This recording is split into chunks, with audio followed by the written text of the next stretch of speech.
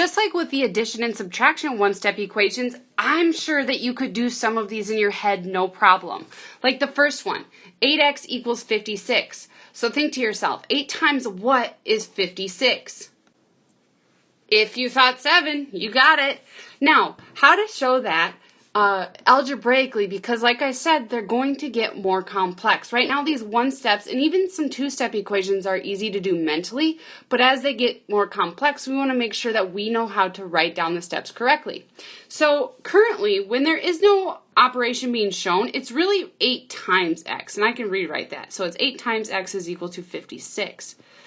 Now, what is the inverse that we talked about in the last video of multiplication? Did you say division? I hope so, because that'd be right. So the opposite, or the inverse, of multiplying by 8 would be to divide by 8. Now, why is that? What is 8 divided by 8?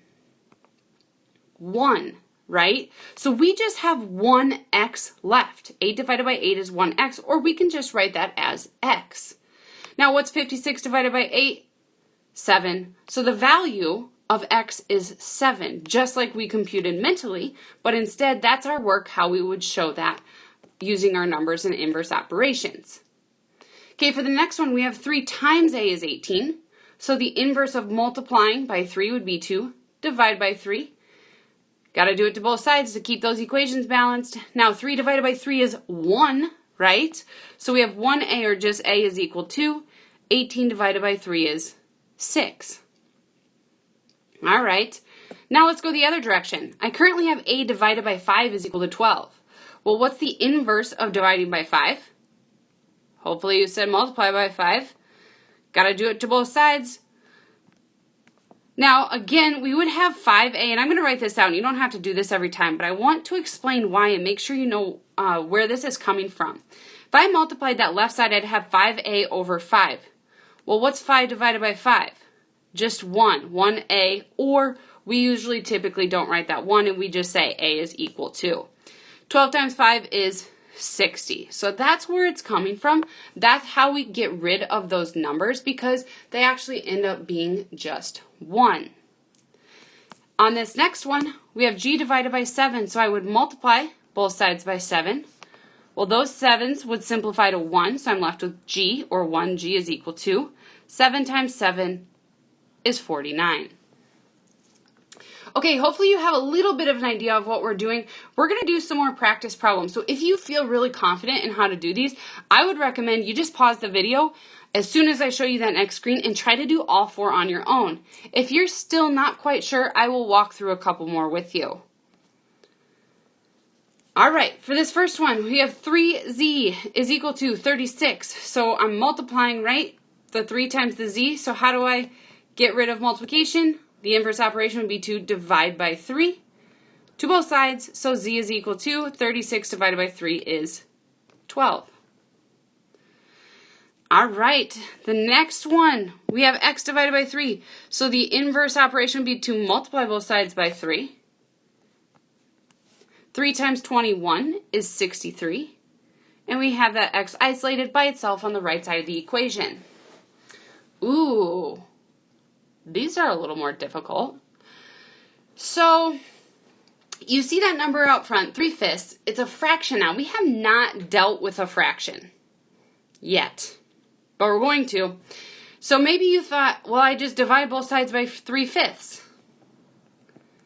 Sure, you can do that. Now we got a fraction within a fraction, which it'll work out, right, if we know what we're doing. If we did 6 divided by 3/5, we get 10. But let me show a way for you to more easily compute this in your head.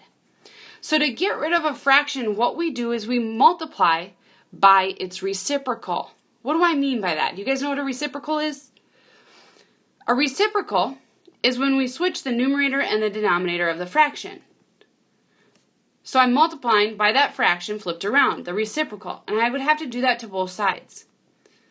Now, why do we do that? Because if you multiply out that fraction, 5 times 3 is 15, 3 times 5 is 15, and we still have our t. Well, guess what? 15 over 15 is 1, just like we had in those other problems when we we're trying to get the coefficient in front of the x to be a 1. So that's why we multiply by the reciprocal. Now, this is easier for me to do mentally rather than thinking about 6 divided by 3/5, oh, multiply by the reciprocal. I can do this in my head. What is 6 times 5? 30, right? And then we still have divided by 3. Well, what is 30 divided by 3? 10. So either way, again, you're going to get the same answer, whether you divide by a fraction or multiply by the reciprocal. I want you to do the one that makes the most sense for you. So go ahead and do that last problem. All right, I'm going to multiply by the reciprocal because I like that method. I can do it in my head. I don't need to worry about getting out a calculator or anything. So the left side there, that would reduce to 1t or just t. 8 times 5 is 40. And I still have divided by 4. Well, what's 40 divided by 4? 10. So the value of t is 10. Okay, we have 4 more problems of this sort. So I want you to try those first 3. And then I want to talk to you about this last one before you do that one. So go ahead, pause the video, and do those first 3. All right, check your work. Hopefully you got all of those answers. For that first one, P is 25. For the second one, S is 7. And the third one, N is equal to 39. Now, the reason I didn't want you to do this last one was because of this negative that we have right here. So this is how we want to think about it. We have 13 is equal to X divided by negative 2. So I'm going to put the negative with the number because we are trying to isolate the variable, which means get the variable alone. We can't have a negative with it. It's not alone then. So I am putting the negative down there with the 2 in the denominator. Now, how do you get rid of divide by negative 2?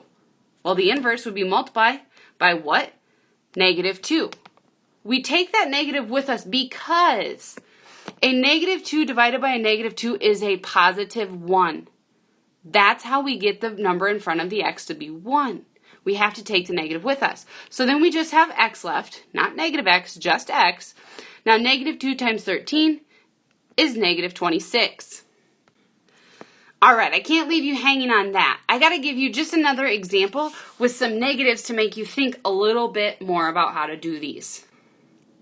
Okay, so in this first one, we have negative 3x equals negative 18. So I'm currently multiplying x by negative 3. To get rid of multiplication, or to undo it, the inverse would be division. I got to get rid of all of this, so x is by itself, so it's isolated. So I divide by negative 3, because then these will cancel each other out because it reduces to 1, right? That's our whole goal. Well, if I divide by negative 3 on that left side, to keep that equation balanced, I must do it on the right side. So then I have x is equal to, a negative divided by a negative is a positive. 18 divided by 3 is 6. So the value of x is 6. All right, this last one, we're dividing by negative 4. So the inverse would be to multiply both sides by negative 4. And I'm left with x is equal to negative 4 times 20 is negative 80. So our value for x is negative 80. All right, that's a wrap on 14.1, one-step equations. So you can now do the homework for this lesson.